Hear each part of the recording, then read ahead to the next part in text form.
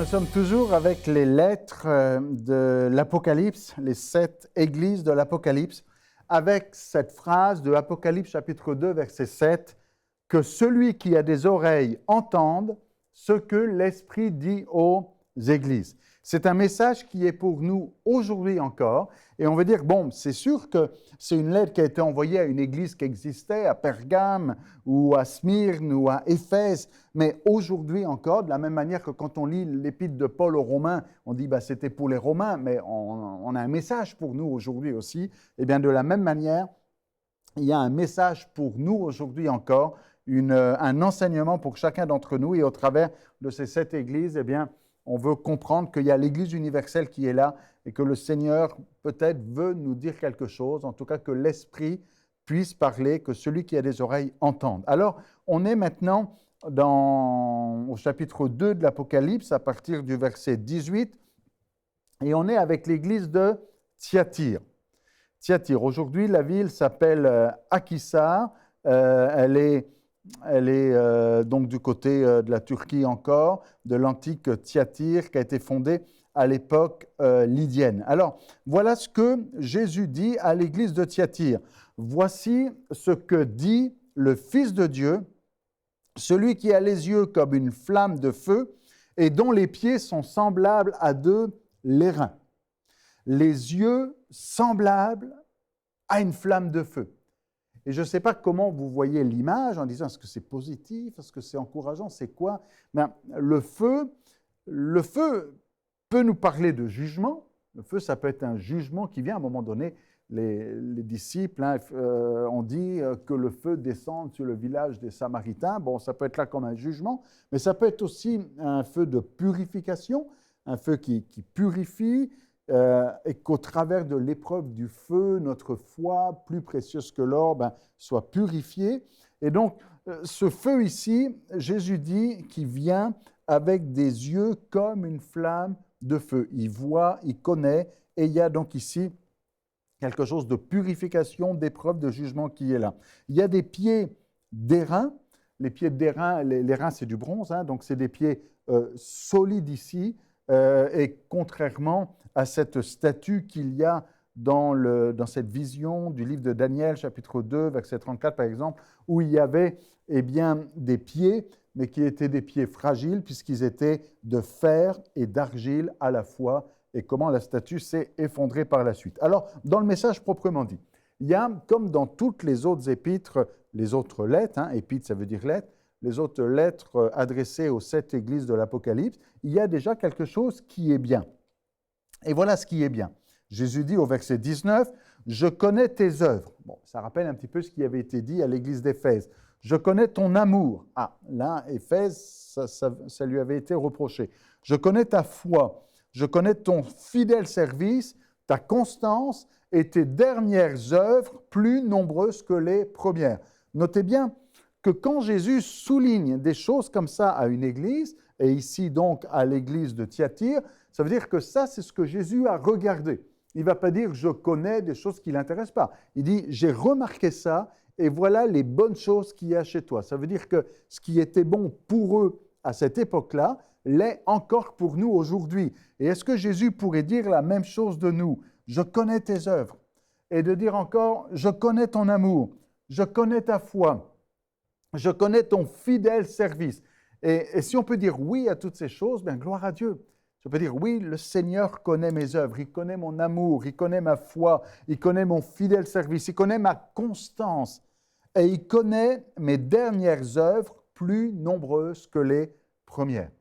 Et il faut reconnaître que dans le monde naturel, on a plutôt tendance à ralentir qu'accélérer. Mais pourtant, si on est dans cette course, l'apôtre Paul compare des fois la vie chrétienne à une course, eh bien, il faut accélérer vers la fin et non pas ralentir. Et là, c'est ce qui se passe. Tes dernières œuvres sont plus nombreuses que les premières. Alors ça, c'est le bon côté des choses. Mais c'est comme si ça passe assez vite et qu'on arrive directement au problème. Mais ce que j'ai contre toi. Et c'est important de dire, mais c'est dommage quand on a ici une reconnaissance par Jésus des œuvres, de l'amour, de la foi, du fidèle service, de la constance, des dernières œuvres plus nombreuses que les premières. Dommage qu'il y ait quelque chose qui vient gâcher ça. Il y a un mais. Voilà ce que j'ai contre toi, c'est que tu laisses la femme Jézabel, qui se dit prophétesse. Alors, on avait vu qu'à l'église de Pergame, on faisait référence à Balaam pour dire, tu vois, la situation avec les Nicolaïtes, ça ressemble à ce qui s'est passé avec la situation avec Balaam.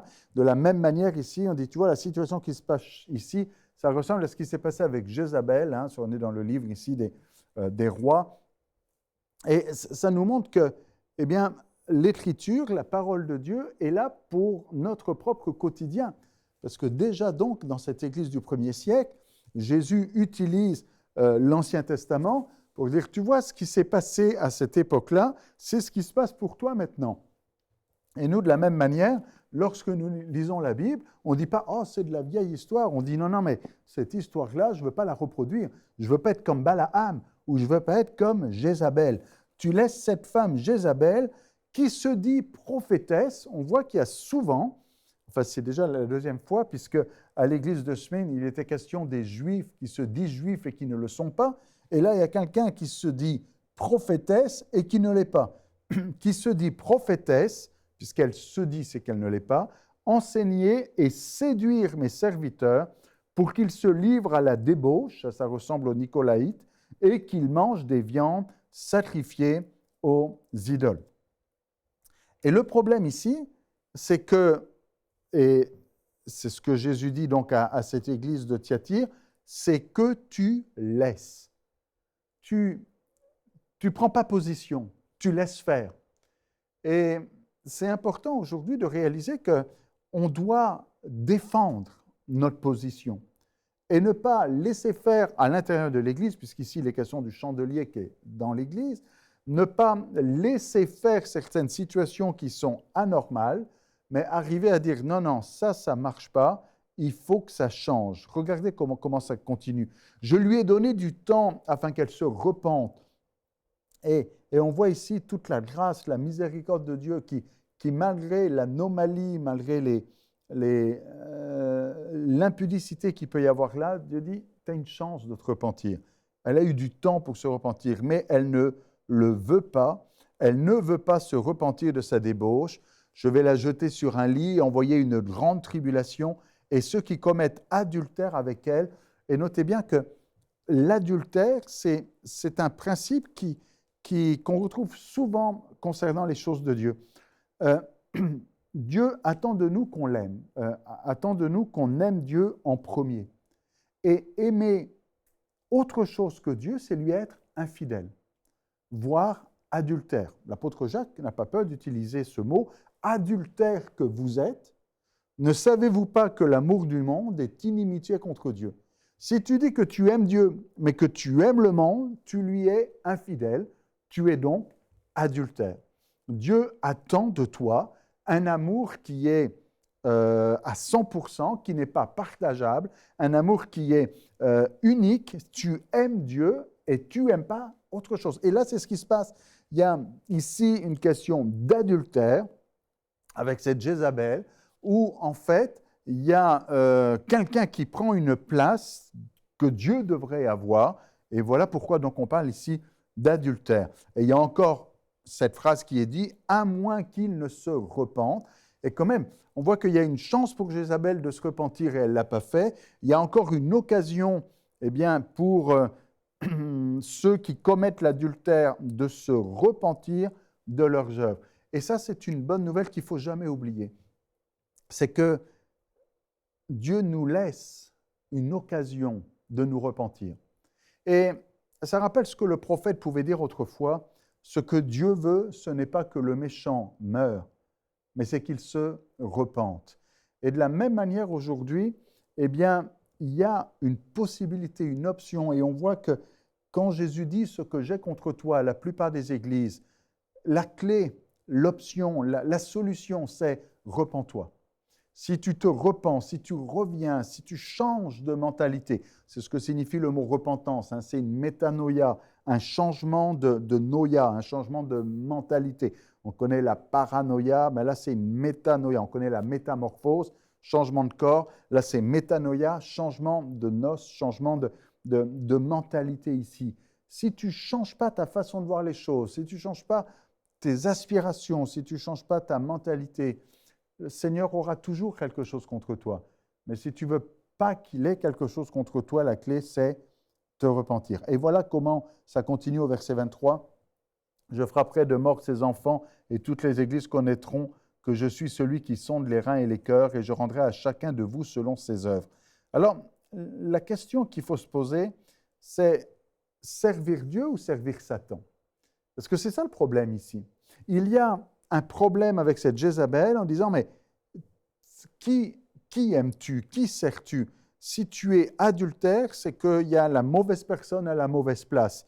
Et c'est important de servir Dieu en premier. Et dans le Deutéronome, on a cette déclaration qui est claire et formelle. Deutéronome chapitre 18, verset 10, il dit qu'on ne trouve chez toi personne qui fasse passer son fils ou sa fille par le feu, personne qui exerce le métier de devin, d'astrologue, d'augure, de magicien, d'enchanteur, personne qui consulte ceux qui évoquent les esprits ou disent la bonne aventure, personne qui interroge les morts, car quiconque fait ces choses est en abomination à l'Éternel, et c'est à cause de ces abominations que l'Éternel ton Dieu va chasser ces nations devant toi. Tu seras entièrement à l'Éternel ton Dieu. Car ces nations, que tu chasseras, écoute les astrologues, les devins, mais toi, l'Éternel ton Dieu, ne le permet pas. Et c'est exactement ce qui se passe ici avec cette église de Thyatire, où ils écoutent Jézabel, qui se dit prophétesse. Mais ce n'est pas Dieu, ce n'est pas la parole de Dieu. On est plus dans le mode là, de la divination, de l'astrologie ou de toutes sortes de fausses prophéties. Et Dieu avait déjà prévenu dans la loi de Moïse en disant, ceux qui font ces choses sont en abomination. Et c'est comme rappelé ici dans cette lettre à Thyatire. Et si on fait référence à Jézabel, c'est parce qu'il y a tout le contexte qui vient avec. Si Jésus dit, dès que Jésus dit le mot Jézabel, eh bien, tous les lecteurs de la Bible se rappellent de l'histoire de Jézabel. Et toute l'histoire de Jézabel ressurgit. Et c'est quoi l'histoire de Jézabel?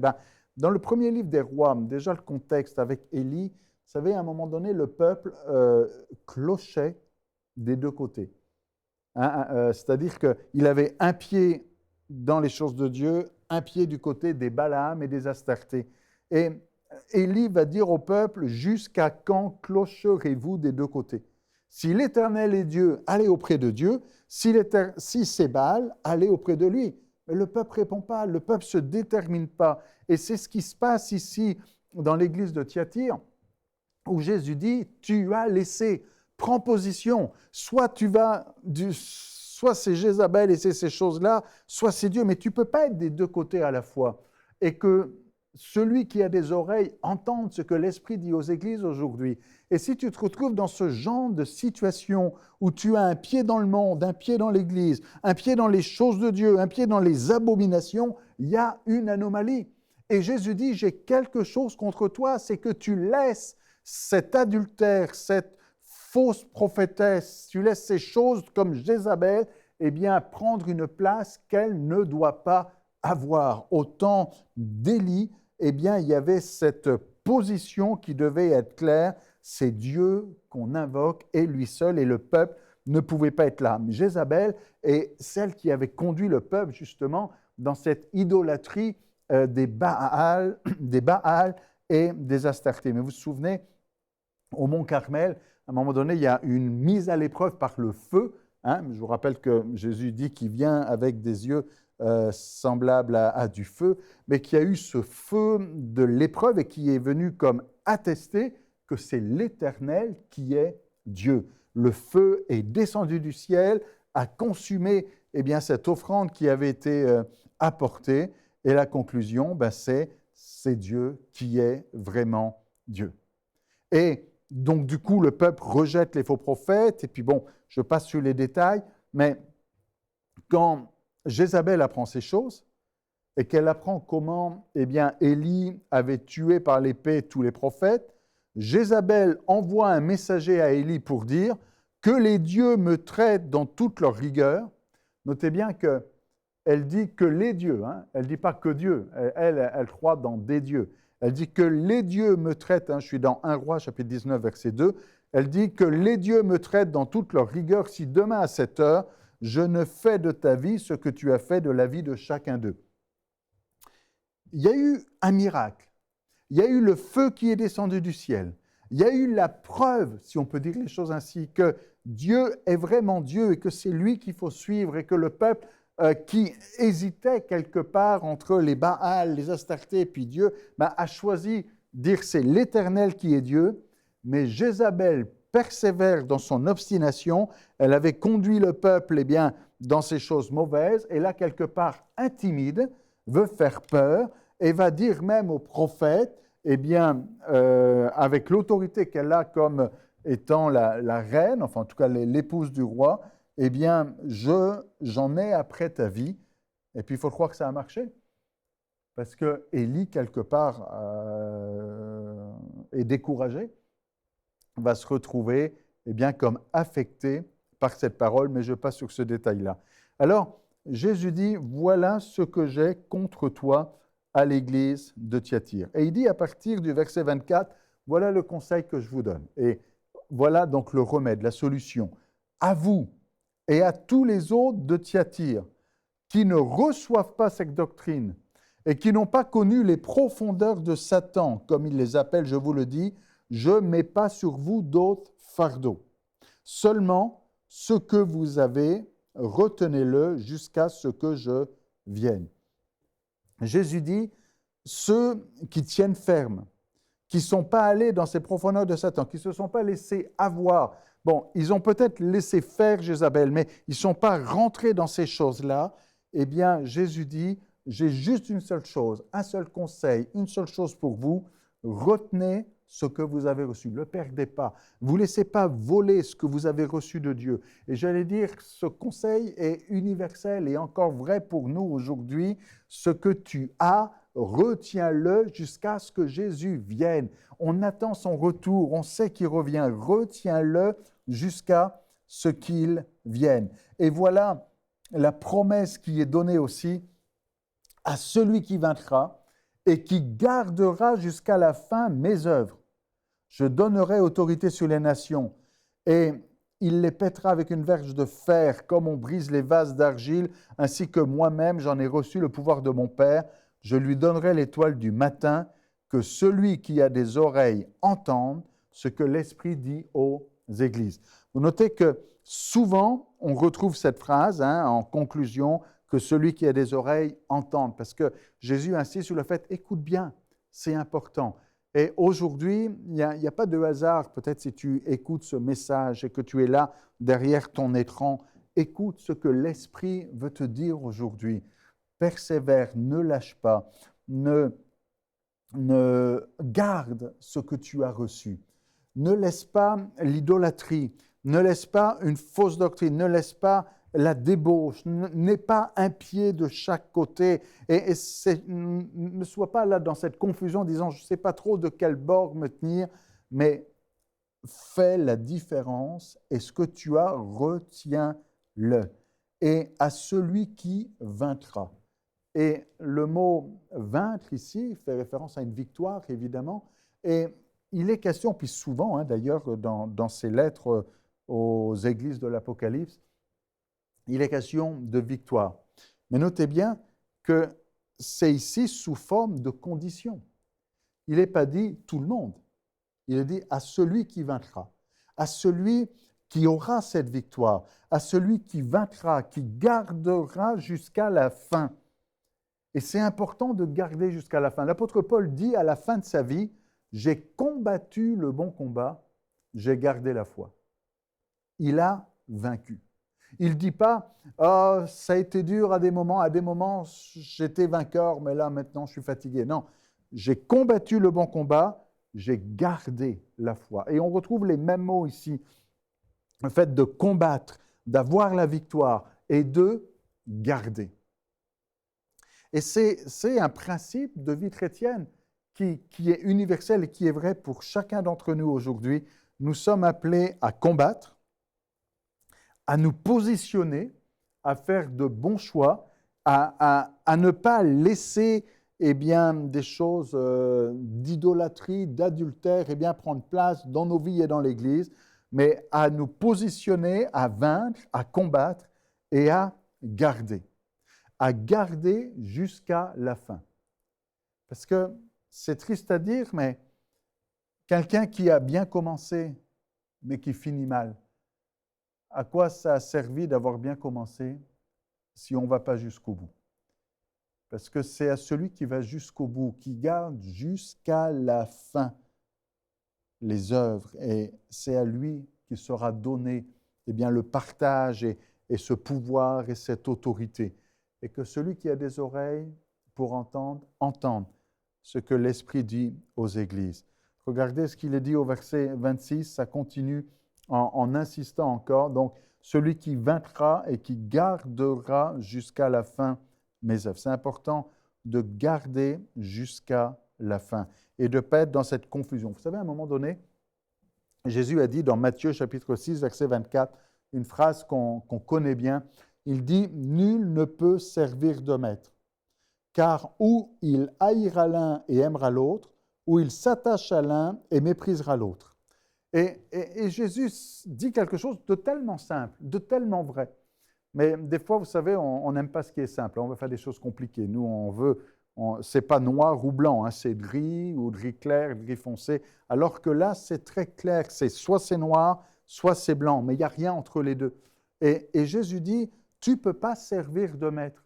Tu ne peux pas à la fois servir Dieu et servir mammon. Tu ne peux pas à la fois dire j'aime l'un et j'aime l'autre. C'est un peu comme si un mari dit j'aime deux femmes. On dit non, il y a une anomalie là. Si tu es fidèle, tu aimes une femme. Tu ne peux pas être fidèle avec deux femmes. Tu es fidèle avec une femme. Et ce n'est pas par hasard que Dieu utilise souvent l'image du couple pour parler de la relation qu'il attend entre l'Église et lui, entre nous et lui. Et nous sommes appelés à ne pas être cette Jézabel qui est donc adultère et comme une prostituée ici, mais nous sommes appelés à servir Dieu et être authentique, être vrai. Et ça demande un combat, ça demande une lutte, ça demande de persévérer, ça demande de vaincre et ça demande de garder jusqu'à la fin. L'apôtre Paul dit aux Corinthiens la même chose. Dans 2 Corinthiens chapitre 6, verset 14, il dit « Ne vous mettez pas avec les infidèles sous un joug étranger. Car quel rapport y a-t-il entre la justice et l'iniquité? Ou qu'y a-t-il de commun entre la lumière et les ténèbres ?» On est ici exactement dans la même situation où l'apôtre Paul dit « Si tu es un enfant de lumière, tu ne peux pas fonctionner avec les ténèbres.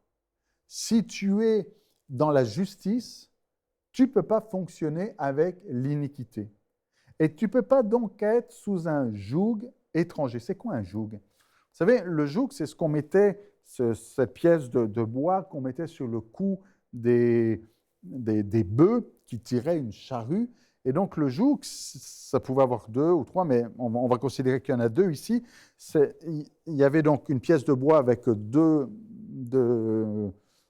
places, on va dire ça comme ça. Et donc il y a 2 bœufs qui vont tirer la charrue ensemble.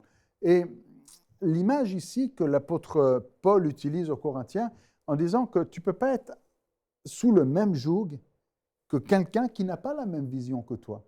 Parce que comment tu pourrais travailler ensemble et aller dans la même direction s'il y en a un qui veut aller là et l'autre qui veut aller là? Comment construire quelque chose si vous n'avez pas la même vision? Qu'est-ce qu'il y a de commun entre la lumière et les ténèbres? Et il continue même, verset 15, je suis toujours dans 2 Corinthiens chapitre 6, verset 15, « Quel accord y a-t-il entre Christ et Bélial ?» Et on est donc toujours dans cette idée-là, et puis on retrouve donc la même chose à l'église de Thyatire. C'est quelque chose qui est commun au 1er siècle et qui certainement est toujours d'actualité aujourd'hui encore. Tu ne peux pas, quand tu sers Christ, tu ne peux pas quand tu dis que tu es serviteur de Dieu, tu ne peux pas quand tu dis que c'est Dieu que tu aimes, aimer autre chose. Et puis finalement, être là et essayer de servir 2 maîtres. Tu ne peux pas avoir 2 maîtres. Sinon, tu ne peux pas dire non, non, mais moi, je suis fidèle aux deux. Ce n'est pas possible. Tu vas tromper les deux. Bon, le diable, si tu le trompes, ça ne le gêne pas plus que ça, mais Dieu, il ne veut pas de ça. Il ne veut pas d'adultère comme ça. Et l'apôtre Paul le dit déjà aux Corinthiens, Jésus le rappelle à Thyatire, et ça devrait être un message pour nous à prendre très au sérieux. Quelle est la pureté de notre engagement? Nous sommes appelés à être des gens fidèles. D'ailleurs, fidèles, au départ, ça vient du latin, c'est ceux qui ont la foi. D'ailleurs, on appelle des chrétiens des fidèles. C'est ceux qui ont la foi, c'est ceux qui font confiance. Et la fidélité, c'est quelqu'un qui garde la foi dans quelqu'un. Mais la fidélité, par extension, est devenue dans le couple quelqu'un qui reste attaché et qui reste en union et qui ne trompe pas. Parce que, quelle confiance, il y a une différence. Vous savez, quand on trompe, on rompt la confiance. Et nous ne sommes pas, comment dire, le Seigneur, lui, est fidèle à l'engagement qu'il a donné. De son bord, il est fidèle. Il ne nous laissera jamais tomber. Et il ne changera pas d'avis, il ne changera pas d'opinion. Il est fidèle. Mais il attend de nous la même fidélité. Il attend de nous qu'on soit fidèle. Et le remède pour être fidèle ici, eh bien, c'est de garder, de conserver la foi que l'on a reçue et de ne pas être là dans ces deux bords. Je finis avec Corinthiens et on va conclure avec ça. Quel rapport y a-t-il entre le temple de Dieu et les idoles? Tu ne peux pas être à la fois dans la maison de Dieu, le temple de Dieu, et avec les idoles. Et l'apôtre Paul dit, « Car nous sommes le temple du Dieu vivant. Comme Dieu l'a dit, j'habiterai et je marcherai au milieu d'eux, je serai leur Dieu et ils seront mon peuple. » Alors je reviens ici à l'église de Thyatire, que celui qui a des oreilles pour entendre, entende, et qu'on ne soit pas de ceux qui laissent la femme Jézabel, qui laissent des choses qui sont adultérines et bien prendre place dans l'église, et qu'on peut se dire, Seigneur, je veux être vrai, je veux être authentique, je veux être fidèle, je veux garder, je veux vaincre, je veux garder jusqu'à la fin les œuvres de Dieu, et puis je veux serrer ta parole sur mon cœur afin de ne pas pécher contre toi. Alors, juste vous rappeler donc que ces lettres ont été écrites à une époque, pour une église particulière, mais il y a quelque chose pour nous aujourd'hui, et que l'Esprit de Dieu puisse parler à ton cœur. Celui qui a des oreilles pour entendre, entende ce que l'Esprit dit aux églises. Cette émission est rendue possible grâce au précieux soutien des partenaires d'Enseigne-moi Canal International. Retrouvez tous nos programmes sur enseigne-moi.com.